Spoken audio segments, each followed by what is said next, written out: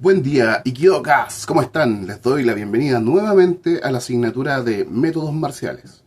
Recuerden que en la clase anterior hicimos una introducción a lo que es el método de 7 pasos. Luego pasamos a profundizar en el paso 1, que es la revelación. Hoy corresponde revisar el paso 2, que se titula nocicepción. Comencemos inmediatamente. La nocicepción se entiende como un proceso fisiológico, mediante el cual el sistema nervioso detecta, transmite señales de estímulo que son potencialmente dañinos para el cuerpo y va a constituir la base biológica de la percepción del dolor. Eh, Este mecanismo involucra la activación de nociceptores, la transmisión de impulsos nerviosos y su modulación en el sistema nervioso central. No solo protege al organismo al alertar sobre posibles lesiones, sino que también desempeña un papel clave en la adaptación física y psicológica al esfuerzo extremo. En el contexto de las artes marciales, donde el contacto físico, la resistencia, la tolerancia al malestar son fundamentales, la nocicepción, el estudio de la nocicepción, adquiere una relevancia particular. Estudios recientes han demostrado que el entrenamiento sostenido puede elevar el umbral nociceptivo, permitiendo a los practicantes soportar mayores niveles de incomodidad sin comprometer su rendimiento físico. Esto lo estudió O'Leary y colaboradores en el 2017. Nuestra presentación de hoy va a explorar los procesos de la nocicepción, desde la transducción hasta la percepción, y analizaremos cómo su interacción con el entrenamiento en artes marciales genera efectos positivos, como el fortalecimiento tisular, la mejora en la modulación del dolor y el desarrollo de una mejor resiliencia mental.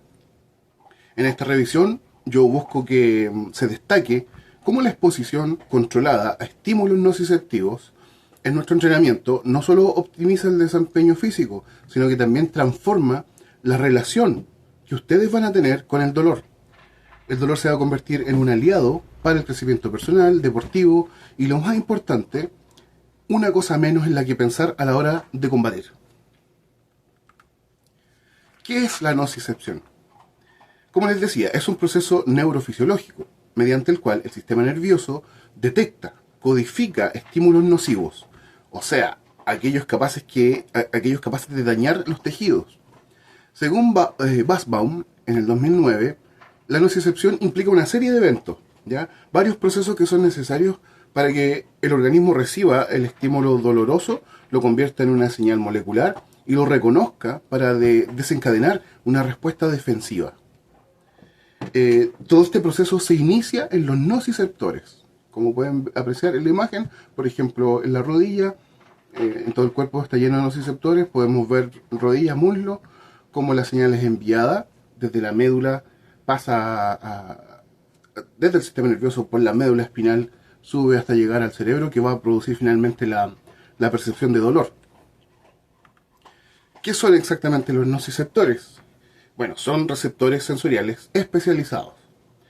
Pertenecen al sistema nervioso periférico, están diseñados para detectar los estímulos que son dañinos para el cuerpo, como el calor extremo, la presión intensa o las sustancias químicas irritantes. Cuando se detectan, se convierten en señales eléctricas que el cerebro interpreta como dolor. Según Basbaum, también en 2009, los nociceptores son terminaciones nerviosas libres que responden a estímulos mecánicos, térmicos y químicos capaces de dañar los tejidos. Esta detección inicia el proceso de la nocicepción.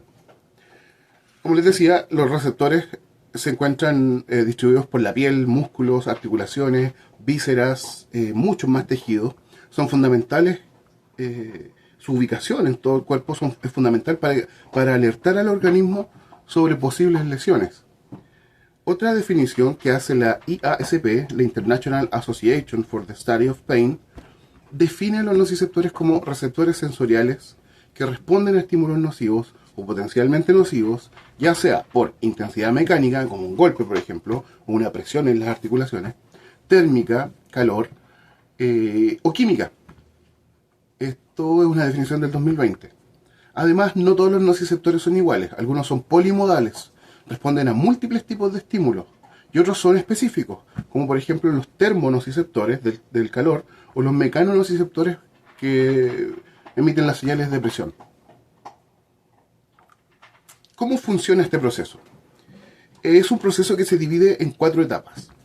Purves lo definió en el 2018, o lo describe como etapas de transducción, transmisión, modulación y percepción. En la transducción, que sería el inicio, ahí pueden ver una imagen de un Kotegaeshi que genera presión, es un estímulo mecánico sobre la articulación de la muñeca, el antebrazo, que podría también incluso afectar o sensibilizar la piel por la presión que se genera. En este caso, que es transducción, los nociceptores convierten este estímulo nocivo en señal eléctrica y activan canales iónicos específicos como los receptores TRP. Si ustedes quieren buscar información sobre los receptores TRP, hay, aunque yo encontré en inglés solamente. Sin embargo, es interesante porque muestra cómo la célula actúa, cómo a través de la capa de la membrana celular, ciertas secciones están especializadas para percibir estos estímulos. Luego de la transducción, donde se activa esta señal a través de los canales iónicos, viene la transmisión. Las señales viajan a través de fibras nerviosas A delta, que son rápidas, están mielinizadas y están asociadas con el dolor agudo. Y también viajan por las C, que son lentas, no mielinizadas, relacionadas con dolor sordo. Viajan hasta la médula espinal y luego ascienden por el tracto espinotalámico hacia el cerebro. La siguiente etapa después de la transmisión es la modulación. Ya en la médula espinal y el cerebro, las señales se pueden amplificar o inhibir incluso por sistemas descendentes como los que involucran opioides endógenos. Y eso nos interesa bastante. Finalmente, la percepción es cuando en la corteza somatosensorial y en el sistema límbico se integra la señal, lo que termina dando la experiencia consciente del dolor. Y esta parte es interesante también porque esa experiencia consciente puede cambiar. O sea, sabemos que el estímulo inicial es muy, muy real. No es que yo quiera modificarlo, es como es. Pero la última etapa de la percepción puede percibirse de una manera distinta. Aquí yo hago una primera reflexión, ¿okay? Pensando en lo que decía Barrera Lemarchand en el 2023, que describe a los nociceptores como receptores de dolor especializados, diseñados para detectar estímulos potencialmente dañinos, como ya hemos dicho, calor o presión excesiva. También describe que se envían señales eléctricas al cerebro para percibirlas como dolor. Pero hay un enfoque de esta definición que es divulgativo y refuerza la idea de que los nociceptores son esenciales para la supervivencia, al permitir respuestas protectoras como cuando, por ejemplo, una mano toca el fuego accidentalmente y yo la retiro, también casi de manera inconsciente. Y esta es una señal de preservación humana. Entonces la primera reflexión que hago es obtener quizá una palabra clave, supervivencia o preservación también. Entonces vamos a ir acumulando ciertas palabras clave: supervivencia, preservación. Ahora, ¿duele o no duele? Esto es como relacionado con la parte 4 del proceso de la nocicepción. En la parte 4, que es cuando se percibe conscientemente el dolor. La IASP define a la nocicepción como la actividad neural en el sistema nervioso periférico. Periférico y central, perdón. Que se genera por la estimulación de nociceptores. Pero ellos subrayan que no equivale al dolor, ya que este último incluye una dimensión subjetiva que está influida por factores emocionales y culturales. ¿Ok? Eso es súper importante. Tenemos una segunda reflexión llamada subjetividad, situada en la última parte del proceso de la nocicepción. Yo coloco aquí una imagen de un manga llamado Fire Punch. No lo he leído desafortunadamente, pero estuve revisando una descripción y se trata de un chico que vive en una aldea. La aldea es caníbal, pero porque son pobres. Y este chico tiene la habilidad de regenerar sus miembros. Así que se imaginan por dónde va la cosa, cómo se alimenta la aldea. Él se sacrifica, la gente come. Es un poder que tiene. Él se regenera. Llega un día a esta aldea otro grupo de personas que también tienen poderes, y uno de ellos tiene la habilidad de quemar cosas. Pero estas cosas se mantienen encendidas hasta que desaparecen completamente. ¿Hicieron la conexión ya? Cuando esta persona, la del poder de fuego, ve que hay una aldea caníbal, decide castigar a la aldea, quema todo, arrasa todo, pero adivinen quién queda vivo. La única persona que se puede regenerar. Entonces jamás, jamás deja de quemarse. Pues se quema, se regenera, se quema, se regenera. Y se supone que el fuego se apaga solamente si se consume el cuerpo. Entonces el tipo vive una agonía total, sobre todo cuando intenta respirar, hablar, pues se está quemando. Y sí, pues se está quemando constantemente. Todo lo que hace en su vida es quemarse. Entonces, con el paso de los años termina dominando todo esto y controla el dolor. Sí, claro, controla el dolor y controla cómo el fuego le afecta en esta zona sobre todo. Increíble el concepto, me parece tremendo, por eso lo coloqué acá.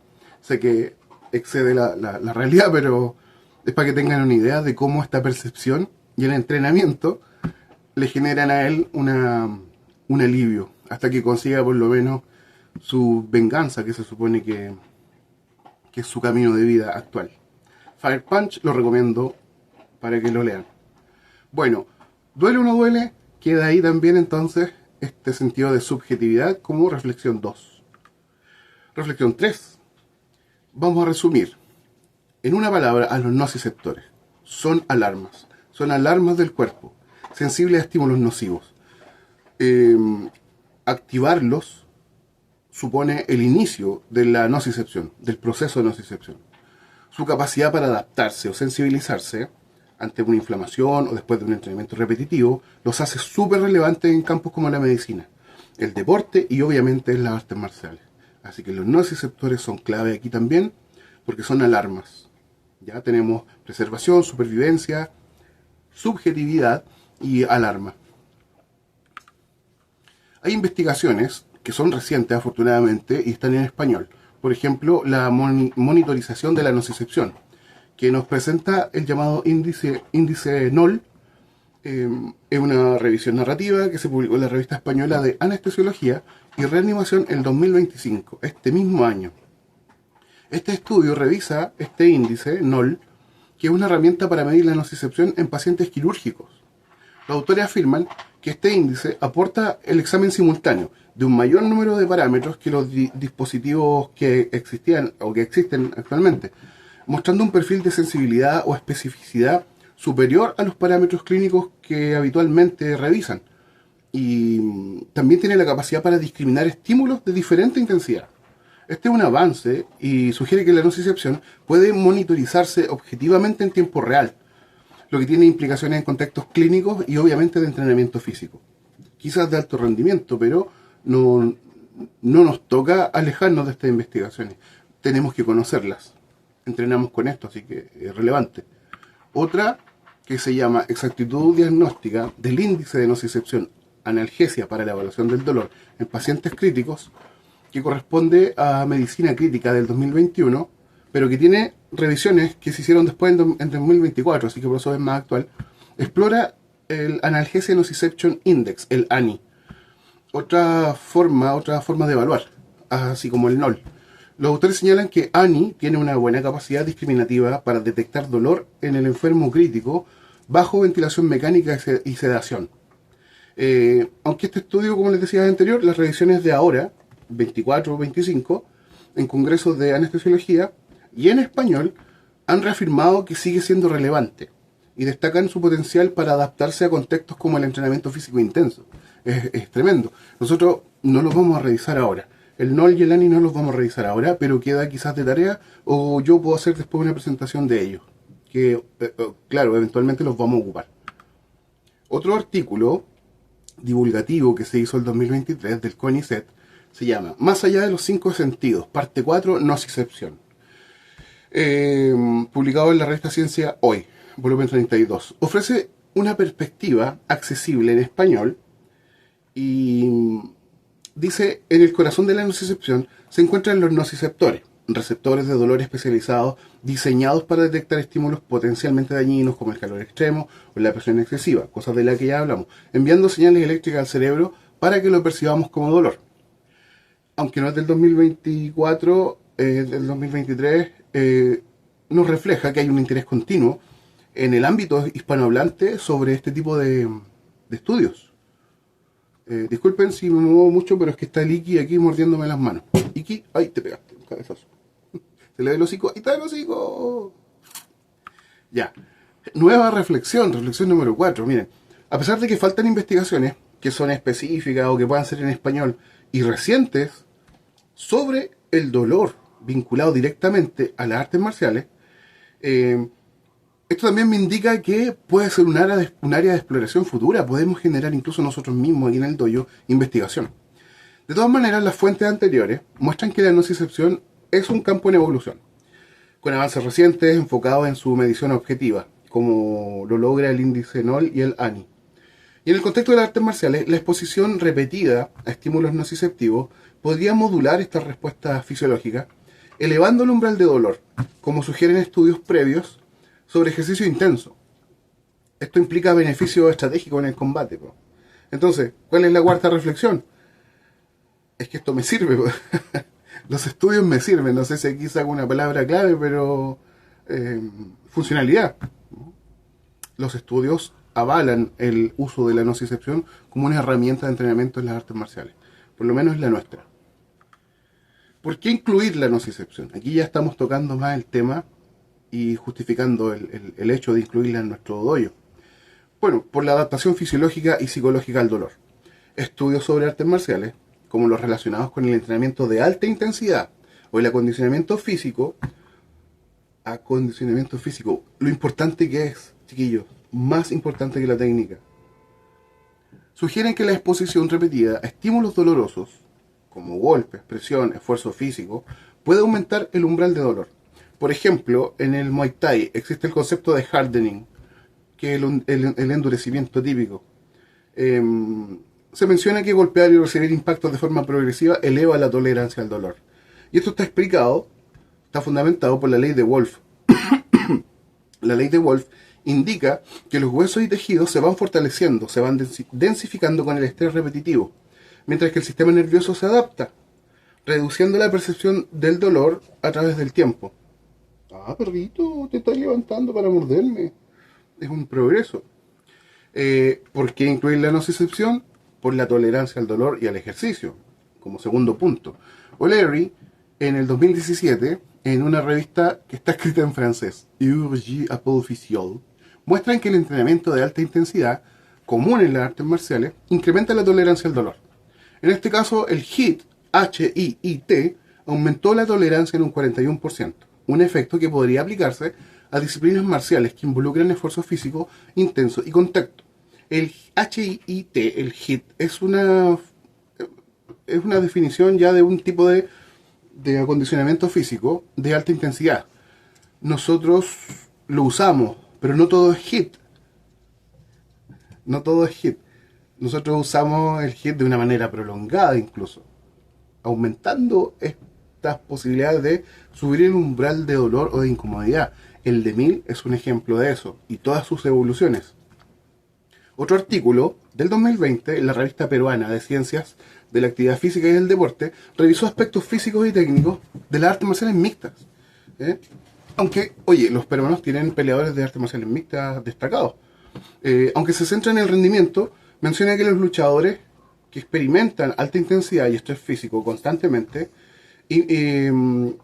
están asociados o obtienen adaptaciones al dolor durante los combates y durante los entrenamientos, lo que sugiere que la práctica constante podría elevar el umbral de dolor, aunque no lo miden directamente. ¿Por qué agregarlo? Otra razón es porque las artes marciales se relacionan con la neuroplasticidad. Un artículo del 2023 en Neuroclass señala que las artes marciales como el Tai Chi o el Kung Fu mejoran la percepción del dolor a través de la regulación del movimiento. Qué interesante, regulación del movimiento y la activación cerebral. Aunque se enfoca más en beneficios cognitivos y de salud mental, menciona que la práctica sostenida puede influir en cómo el cerebro procesa el dolor, aumentando el umbral en practicantes habituales. Recuerden que en la clase anterior de revelación yo hablé del slow motion, de la cámara lenta. Cómo es de importante entrenar la parte técnica lenta y no rápida. Lenta para poder visualizar, para presenciar y ver los movimientos en tiempo real lento. No se trata solo de moverse como un mimo, hay una explicación fundamentada, científica detrás de esto. Otra razón por la cual hay que incluir a la nocicepción en el entrenamiento es lo que nos deja la experiencia práctica y observacional. Existe un texto de Bando, México, que se hizo en 2020, en el cual se describe cómo los artistas marciales, después de años de entrenamiento, perciben menos dolor ante los golpes, que inicialmente eran insoportables para ellos. Esto no es un estudio formal, pero refleja una observación que es común en la comunidad marcial, que es respaldada por la idea de que el umbral de dolor se eleva con la exposición repetida. Pero Iki, ¿qué pasa? Déjame hacer la clase. Bueno, mejor que juegue ahora que durante la clase real. Otra reflexión. Existe evidencia indirecta y observacional de que las artes marciales, especialmente las de contacto o de alta intensidad, pueden aumentar el umbral de dolor mediante adaptaciones fisiológicas, densidad ósea aumentada, liberación de endorfinas y otras psicológicas como lo que es habituarse al estrés. Existiendo evidencia e investigaciones, entonces la añado al método de 7 pasos. Definitivamente me sirve para mejorar la motricidad de supervivencia. Entonces esto, además de funcional como en la reflexión anterior, es aplicable. Totalmente aplicable. Ya está demostrado. Ahora, ¿cómo la integro? ¿Cómo la aplico en el método? Bueno, hay que sistematizar. Dividir los ejercicios por niveles, zonas y tipos. Niveles de experiencia, zonas corporales y tipos de ejercicio. Hay que establecer un plazo mínimo de entrenamiento para asegurar un nivel de adaptación acorde a los estímulos que voy a generar sobre el cuerpo. Entonces, ¿cómo entrenar esto? Con ejercicios calisténicos, estáticos, entrenamiento funcional estático, dinámico, generar frases de movimiento, desplazarse caminando mientras se hacen otras cosas, o corriendo o saltando. También se aplican técnicas de combate, sobre focos, en pareja, al vacío, pero tienen que existir estímulos mecánicos, o golpes, por ejemplo. Las caídas, el trabajo en madera, en el piso.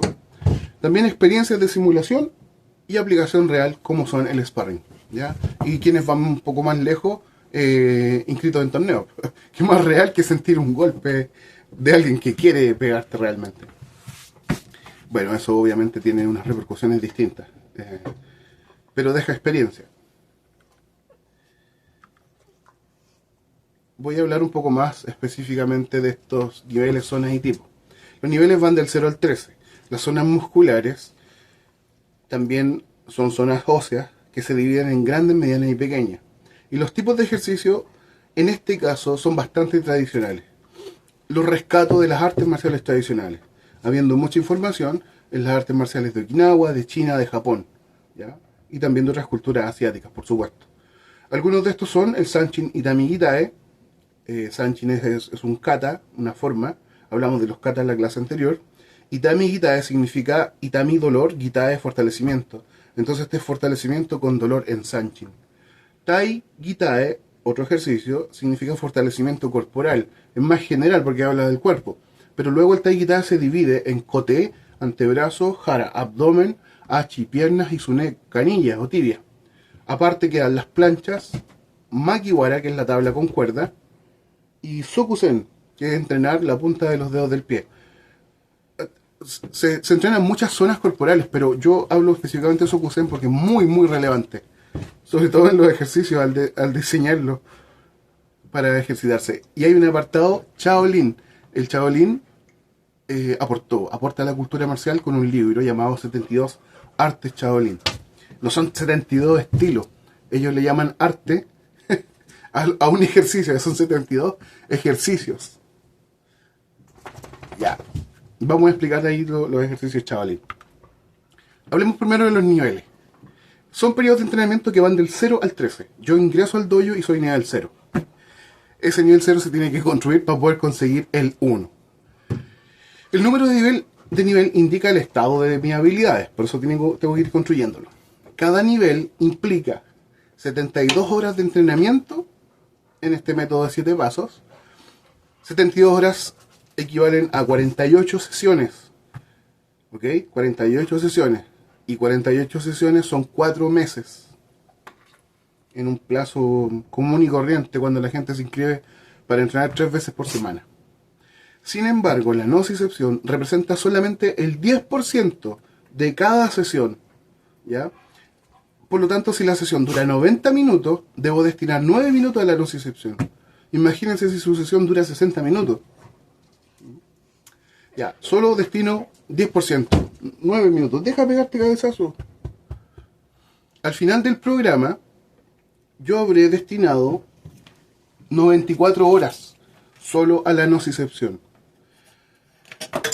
¿Por qué hablo de esto? Perdón. ¿Por qué hablo de esto? 94 horas en 4 años es poquísimo. Es poquísimo. No se puede pretender terminar un periodo de 4 años y autodenominarse maestro, ¿ok? No, hay que ser consciente, las artes marciales son difíciles.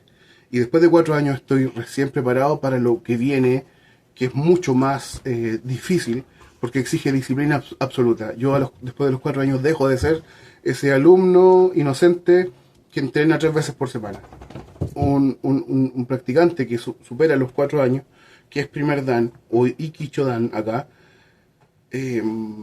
supone ser una persona que entrena sola. Puede venir al dojo obviamente a recibir información nueva, pero por su cuenta tiene que seguir entrenando. ¿Y por qué estáis tan desordenado? Bien, ¿se entienden los niveles? Anatomía topográfica, o la zona. Vamos a ubicar topográficamente cada punto que debe ser fortalecido. El esquema muestra un diagrama chino sobre puntos vitales. Kyucho se dice en japonés. El Iki me ataca. ¡Ya por Iki! ¡Córtala! Ok. Zonas musculares u óseas grandes. Los pectorales. ¡Pum! Abdomen. Toda la pared abdominal. Los muslos. Esos son grupos musculares grandes. Y generalmente se entrena con ayuda esa parte. Las zonas musculares y óseas medianas. Trapecios, dorsales, los antebrazos, sus 4 caras, los glúteos, los isquiotibiales, los gemelos, radio, ulna, tibia. En el caso de las piernas, piernas es de rodilla al tobillo, muslos de cadera a la rodilla. En el caso de las piernas, las 4 caras. Zonas musculares y óseas pequeñas. Nudillos, falanges, olecrano en la punta del codo, las rodillas, la rótula en este caso, con mucho cuidado. Talón, metatarso, la punta de los dedos de las manos y de los pies. Los maleolos, que son las cabezas del hueso de la tibia. Las ingles e inserciones musculares. Se puede entrar en mucho más detalle y entrenar muchas más partes, pero esto en general. Esto divide estas zonas. ¿Qué tipos de ejercicios, qué tipos de estímulos voy a ejecutar sobre estas zonas corporales?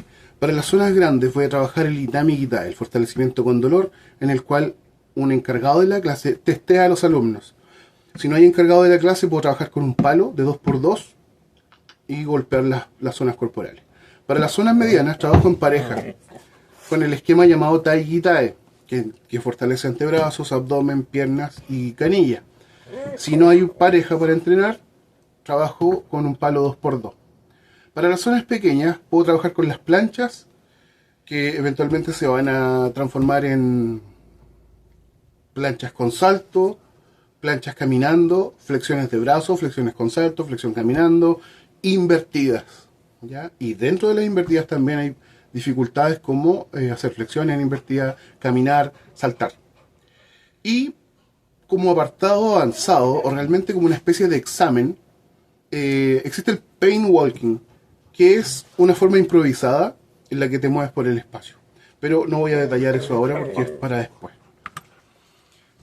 En detalle, ¿ya? Vamos a revisar ahora lo que toca en cada nivel. En el nivel 0, cuando uno llega al dojo, ojo con esto que se va a repetir, miren. Sanchin Itami Kitae, Kote Kitae, Hara Kitae, Achi Kitae, Sune Kitae, los voy a repetir en los niveles.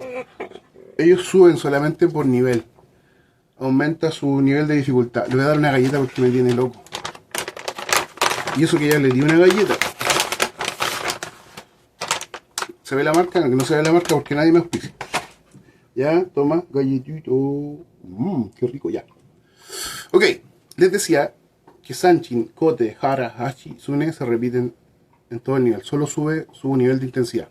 Entonces en este primer nivel 0, parto muy suave haciendo esto. Hablando específicamente, las planchas. Daiken, 10 segundos aguantando en Daiken, puño grande. 10 segundos aguantando con los dedos, ¿no? Mano abierta. Se hace cuadrupedia estática en el lugar con Sokusen. Los dedos de los pies se flectan y se apoyan, pero me quedo quietito en cuadrupedia. Kotsukake Daiken Makiwara. Kotsukake es mecánica pasiva, es cuando las articulaciones se fijan después de un movimiento, bloquean articularmente la musculatura, ahorran energía, dispersan los impactos, y eso se evalúa también en estos ejercicios, además de la percepción al dolor. Entonces en el Makiwara, en la tabla con cuerda, se practica Daiken, se practica Chuto y se practica Sokusen, que es la punta de los dedos del pie. El Makiwara es alto, entonces si la persona no puede pegar arriba, oye, cálmate. Si la persona no puede pegar arriba, coloca abajo un obstáculo, una herramienta y golpea abajo. Pero esta persona tiene que ir evolucionando para poder pegar arriba en algún momento. En el nivel 1, Sanchin, Kote, Hara, Hachi suben de nivel. Específico ahora. Plancha estática en Kouken, muñeca. Choken, una falange. Hiraken, todas las falanges. Bochiken, garra. Cuadrupedia Sokusen, igual que antes, pero la cadera ahora sube y baja 10 veces. Makiwara, golpear muñeca, golpear Choken, golpear Hiraken y golpear Bochiken. Siguiente nivel. Lo que tiene que subir de intensidad sube, como Sanchin, Kote, Hara, Hachizune. Específico, cuclilla progresiva en Sokusen. Yo parto en Seiza y apoyado con las manitos, coloco los pies en esta posición. Entonces hago la forma de Sokusen, pero progresivamente. La convierto en una cuadrupedia desde Seiza. Aguantar 10 segundos es para aprobar esa parte. Caminar y retroceder con los dedos de los pies. Este es un ejercicio bien curioso en el que se camina solamente con la fuerza de los dedos y se retrocede también con la fuerza de los dedos. Jump ins con punta de pie. El jump in es como la escalada. Me coloco en cuadrupedia, pie, rodilla adelante. En la escalada es de a uno, alternado. Pero en el jump in es con las dos rodillas, adelante y atrás. Ahora la diferencia es que se hace con la punta de los pies. No con la yema, ni tampoco con la flexión. Punta. Directo, la punta del hueso toca el piso. Suena distinto en la madera. Es algo así como un sonido mucho más expandido cuando se hace, o amortiguado cuando se hace con los deditos, con la yema. Pero cuando se hace con el hueso, ¿se fijan? Es mucho más preciso. Suena distinto y esa es una forma de saber si estoy haciendo o no el ejercicio bien, ¿ya? O una forma en que el profesor puede detectar si el alumno no está tratando de engañarlo. También se puede trabajar con las mancuernas en este nivel como una forma de amasar, ¿ya? Amasar los huesos y amasar la piel también genera mucha evolución o adaptación en cuanto al dolor. Entonces este trabajo se hace sobre el empeine y sobre la tibia. También se hace sobre los antebrazos. Y aparece el Wooden Dummy. El Wooden Dummy es el muñeco de madera que se ocupa mucho en las artes marciales chinas. En un inicio, en este nivel, se golpea directamente con el empeine, con la tibia, con el antebrazo y con la planta. Ejercicio aislado, 10 golpes con cada parte, es suficiente. En el nivel 3, sube lo que tiene que subir de intensidad y específicamente la cuclilla se hace directamente. No necesito apoyo, ¿ya? Voy pasando quizás desde Seiza directo al Sokusen. Quizás sujetarme con una mano, ¿ya? O desde arriba agacharme hasta la cuclilla y ahí pasar a Sokusen. Hisa, Hiji. El Hisa es la rodilla y Hiji es el codo. Los extremos, el olecranon y la rótula. Mantis, porque imita a la mantis. Entonces yo hago una cuadrupedia apoyando rodillas y codos y las manos quedan así, igual que una mantis. Y ahí me mantengo 10 segundos. Golpear los maleolos. Los maleolos son cabezas, las cabezas inferiores de la tibia, ¿ya? Los huesitos redondos que nosotros vemos en los tobillos. Duele mucho. Yo sé que a lo mejor alguien se ha golpeado accidentalmente esa parte y duele mucho. Bueno, la entrenamos deliberadamente. deliberado, es una palabra importante, para después.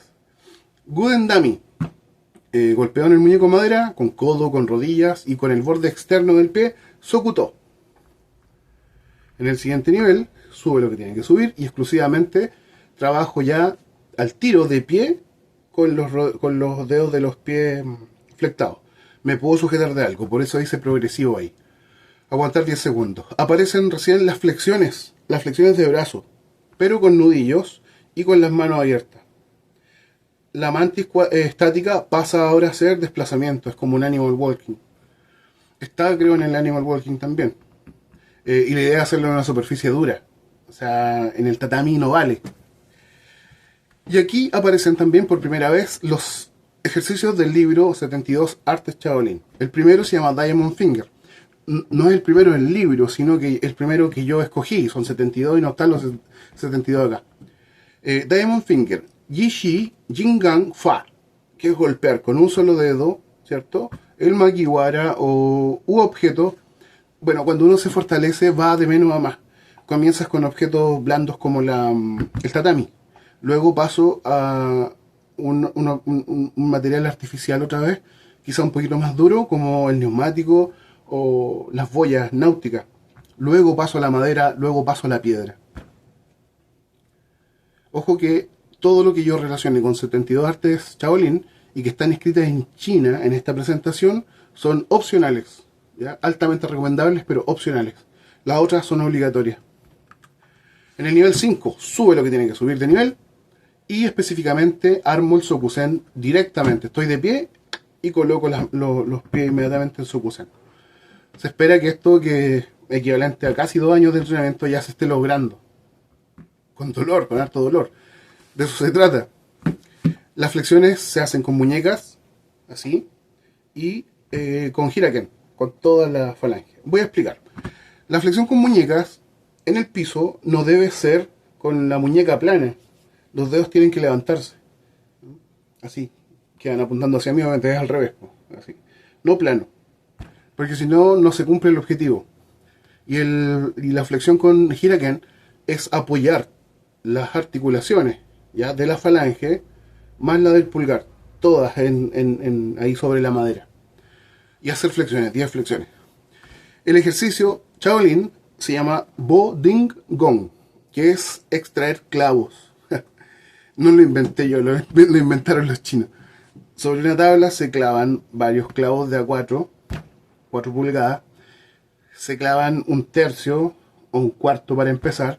Y luego se sacan con los dedos, 3 o todos los dedos. Y no es algo que se haga inmediatamente, porque la idea es ir soltando el clavo de a poco. No sé si lo han hecho alguna vez. El clavo, si uno lo comienza a torcer, a doblar, con el calor colapsa. Su materialidad colapsa y se destruye. Entonces lo saco.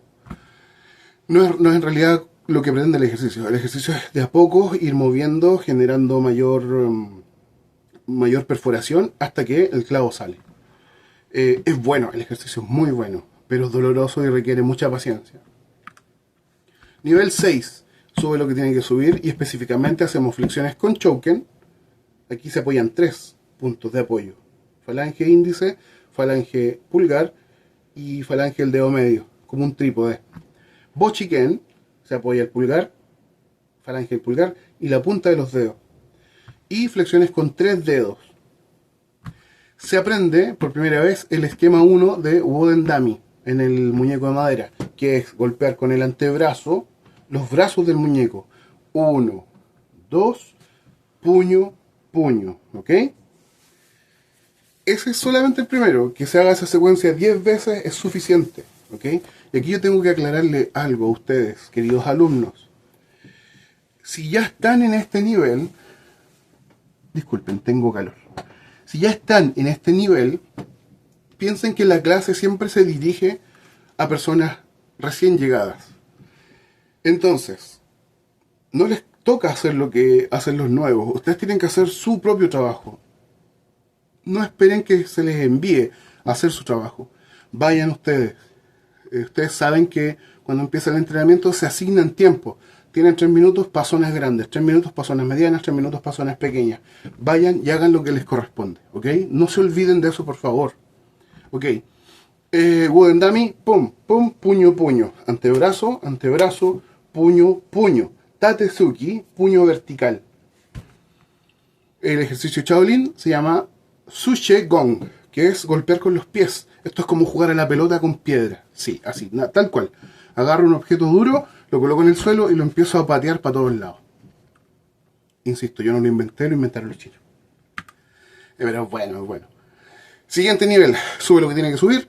Las planchas con un brazo aparecen ahora.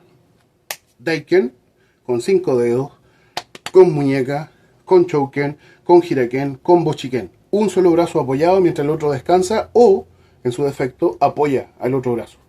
¿Okay? También aparecen las Walking Push-Up, que es de pie, caminar hasta la plancha y luego hacer flexiones de brazos. En este caso con Daiken y con los 5 dedos. También se hacen flexiones, pero con 2 dedos.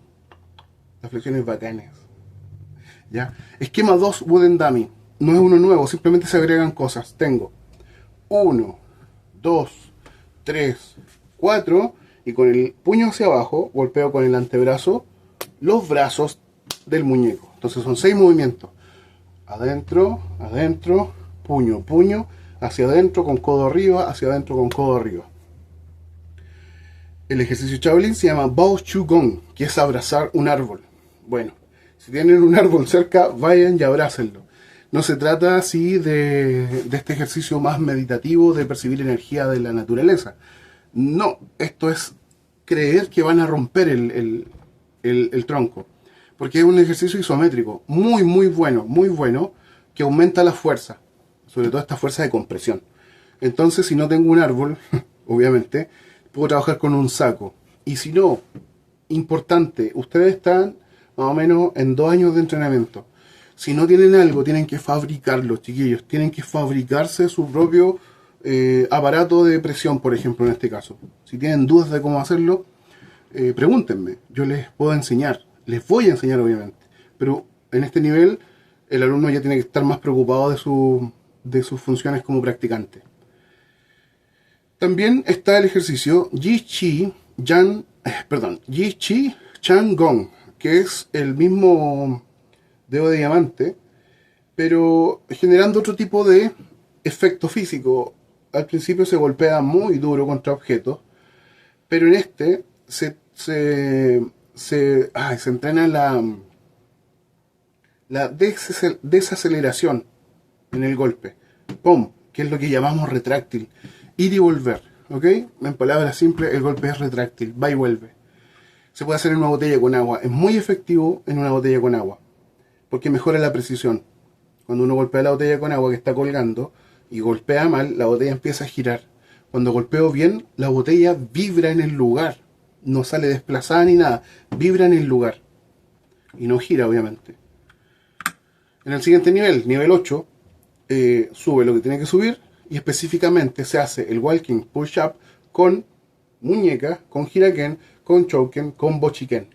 Aparece la invertida en el muro y puede ser hasta con ayuda, pero tiene que ser con Daiken, con puños. El esquema 3 de Wooden Dummy. Después de este movimiento agrego 2 palmazos hacia el tronco con la base de la palma. Entonces 1, 2, 3, 4, 5, 6, 7 y 8. Iron Head, Tieto Gong, traer bufandas. Yo cuido mucho la cabeza de mis practicantes.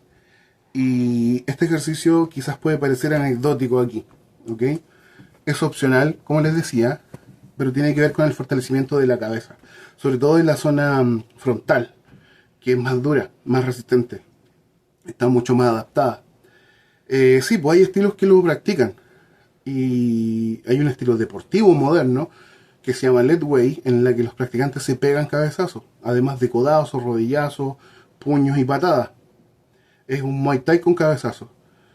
Y es válido entrenar, ¿ok? Pero en un principio se recomienda tener unas 3 vueltas de bufanda en la cabeza para ir practicando sobre el saco. Y en la medida que uno supera esta proeza, va quitando bufandas.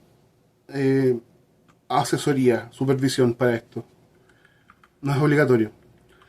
Nivel 9, sube Sanchin, sube Taikitae. Aparecen las planchas saltando, primero en Daiken y también con los dedos.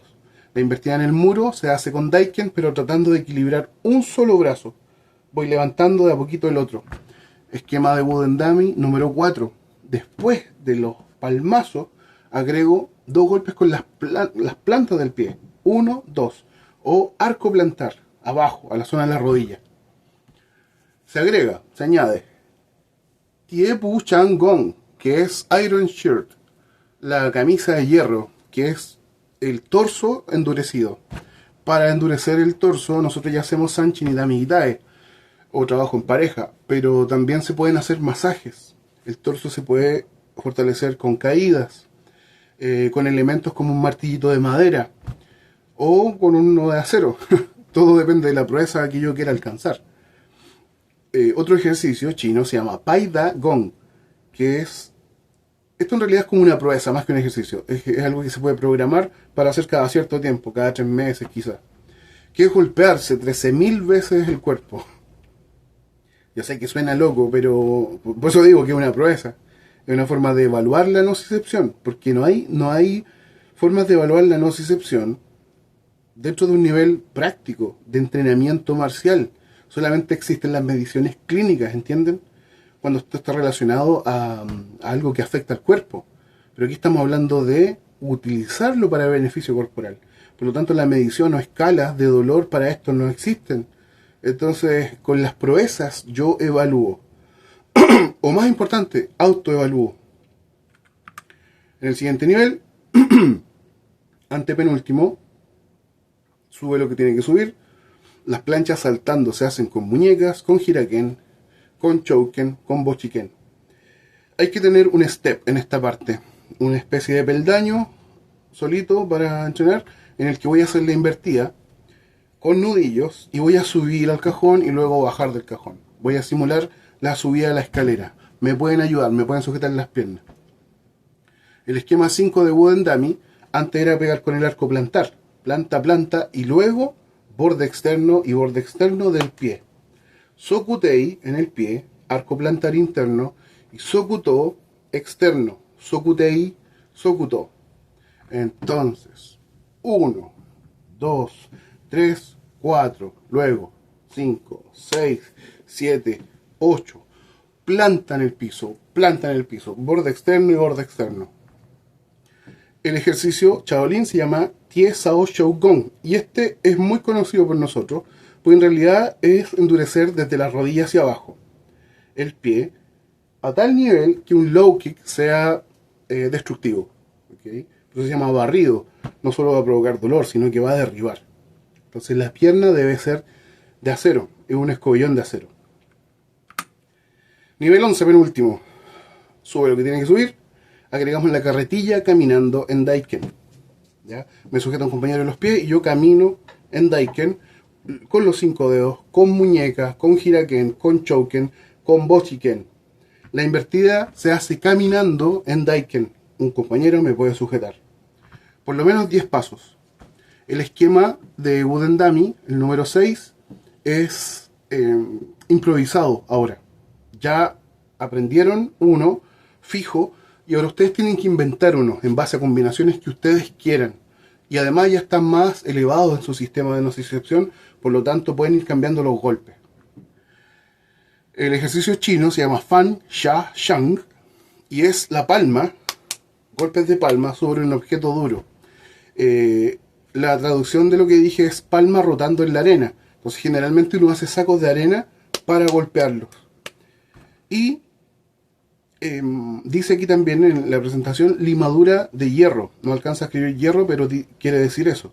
Pasa lo siguiente, cuando yo lleno un saco con acerrín, por ejemplo, después de muchos golpes el acerrín se comprime y alcanza un estado de dureza.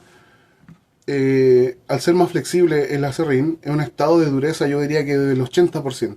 Se libera aire con los golpes, por lo tanto, a pesar de estar duro y comprimido, no es tan difícil trabajar en él. Cuando se llena con arena, mucho más compacta, con menos espacio entre cada grano, lo que se compacta termina siendo como una pieza de cemento, digamos que de un 95% de dureza, porque con cada golpe se puede ir soltando un poco. Y el último paso es la limadura de hierro, que es un polvo fino de hierro, que es tan fino que al compactarse, ese sí que queda como cemento. Y sería la última etapa. O perfectamente, si no tengo limadura de hierro, porque es muy difícil conseguirla, trabajo en una piedra. ¿Ya? Pero aquí también aplica lo que decía antes, pasar por todas las materialidades. Un foco, un pad que es blandito para empezar. Después del pad paso al tatami, después del tatami paso a la boya náutica, después a la madera, un tronco y finalmente a la piedra. Y en el último nivel, el alumno alcanza un estado de control del dolor elevado, que va a permitir, porque aquí ya se convierte en un primer dan, va a permitir que acceda a un nivel de entrenamiento más fuerte. Ese más fuerte significa real, mucho más cercano a la realidad, porque cuando uno entrena antes de ser cinturón negro, entrena situaciones y se prepara para algo. Con el entrenamiento pre-primer dan, no se puede pretender dominar todo.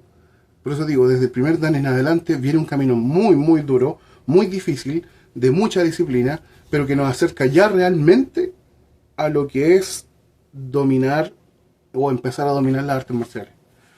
Entonces aquí la resistencia al dolor es mucha. Sube lo que tiene que subir. La carretilla se puede hacer con saltos en Daiken, dedos, muñecas, Hiraken, Chouken, Bochiken. La invertida se puede hacer con saltos. Aunque alguien me sujete, puedo hacer saltos. El esquema del muñeco de madera, pensándolo en un examen, se entrena o se hace libre y el fijo. 2 minutos de cada uno suficiente. Y aparece un ejercicio que se llama Jumping Centipede. El 100 pies saltando. Gugon Tiao. El Gugon Tiao es bajar lo que más se pueda en una plancha, pero sin tocar el piso. Solamente el piso lo toca en la punta de los dedos de los pies y las palmas. Y desde ahí se camina cortito, así 1 centímetro, con cada movimiento. Es para hacer la introducción al ejercicio real, que luego será con los dedos o con los nudillos. ¿Bien? Pero primero hay que aprender la forma. Es un tremendo ejercicio. Muy bueno. ¿Ok? Con esto repasamos. Ustedes pueden hacer un check para detectar lo que saben, lo que falta, lo que hay que dominar. Y cómo conseguir el primer dan en nocicepción. Yo tengo claro que ustedes ya saben lo que significa o se pide en la revelación para hacer primer dan. Ahora les acabo de mostrar lo que se pide para hacer primer dan en nocicepción en el método de 7 pasos.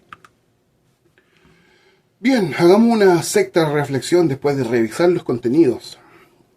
Se entiende la importancia del entrenamiento para elevar el umbral de dolor, tanto en el deporte en general como específicamente en las artes marciales. Entender esto me lleva a una especie de deducción, conclusión multifacética, porque abarca distintos aspectos. Este entrenamiento abarca el aspecto fisiológico, el psicológico y el práctico. Los voy a explicar ahora. Bueno, la reflexión en sí es que, o la palabra clave que obtengo es lo multifacético, lo multifuncional. Y el aspecto fisiológico, en este caso, es que entendiendo el umbral de dolor como el punto en el que un estímulo se percibe como doloroso, lo puedo modificar mediante el entrenamiento constante, entrenamiento físico constante. Hay estudios en inglés, como los que se publicaron en esta Asociación del Dolor y en el Journal Sports Science, que demuestran que el ejercicio regular, especialmente de alta intensidad, incrementa la tolerancia al dolor, al alterar la percepción nociceptiva en el sistema nervioso central. Y son estudios importantes porque no apuntan al dolor como en el arte marcial, sino que deducen que a través del entrenamiento intenso se incrementa.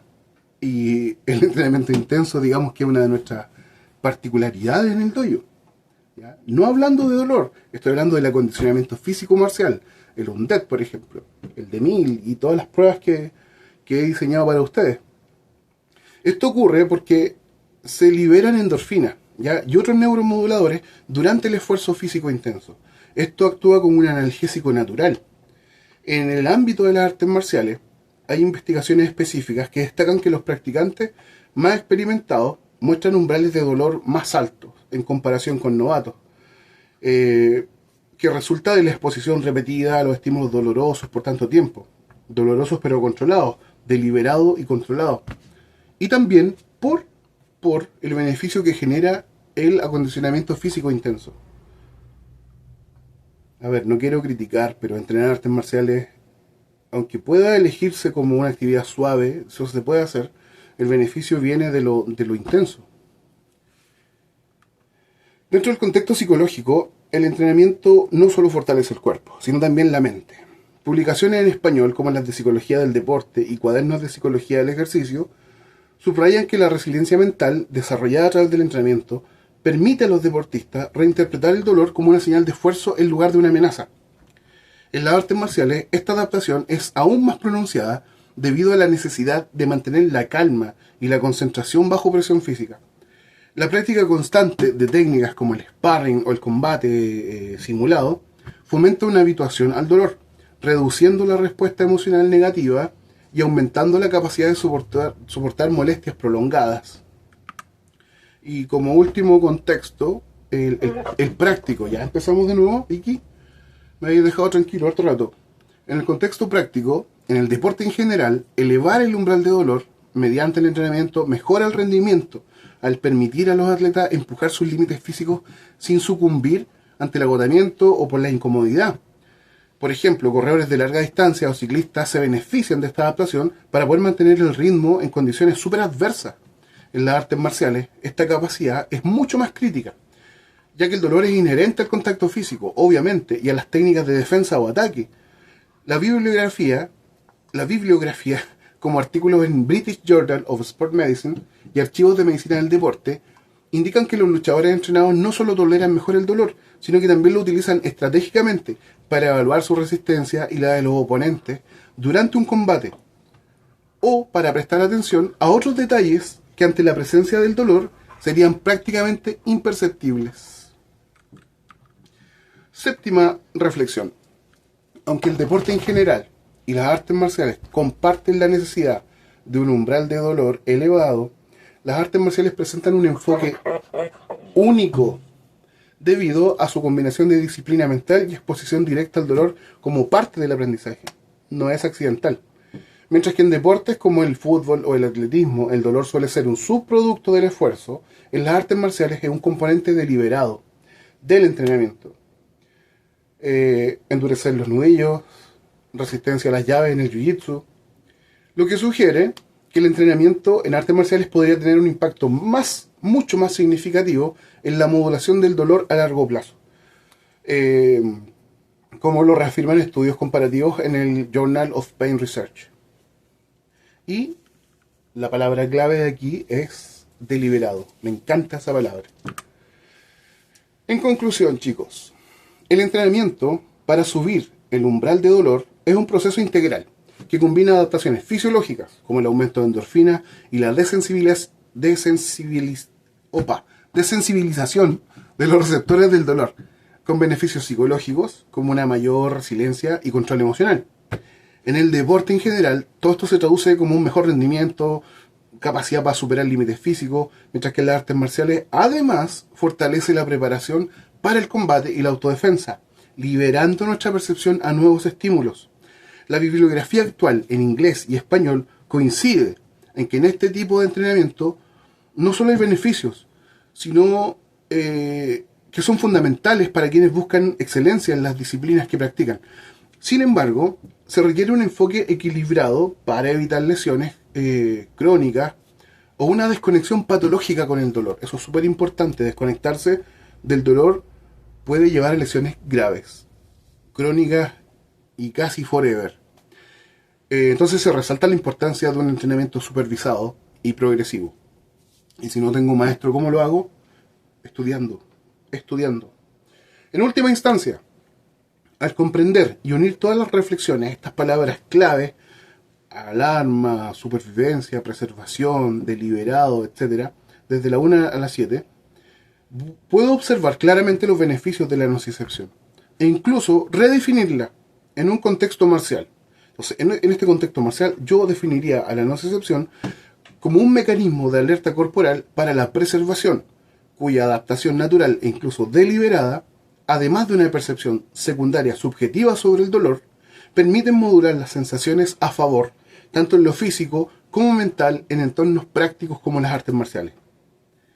Aplicar este principio permite a los artistas marciales transformar la experiencia de dolor de un obstáculo a una herramienta de crecimiento, de superación, y por eso es el paso 2 o principio número 2 del método de 7 pasos.